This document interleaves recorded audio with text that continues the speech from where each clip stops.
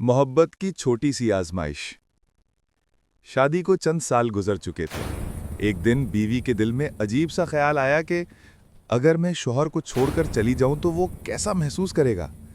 ये सोचकर उसने एक पर्ची पर लिखा कि मैं अब तुम्हारे साथ नहीं रह सकती, मैं तुमसे बोर हो गई हूं, हमेशा के लिए घर छोड़कर जा रही हूं। और ये पर्ची मेज पर रखकर बिस्तर के नीचे छुप गई, बस शौहर का रद्द अमल देखने के लिए।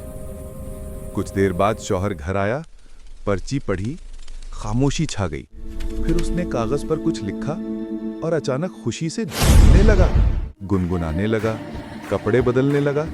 फिर फोन मिलाया और कहने लगा, आखिरकार मैं आजाद हो गया, आज वो चली गई, अब मैं तुमसे मिलने आ रहा हूं, पार्क में तैयार होकर आ जाना।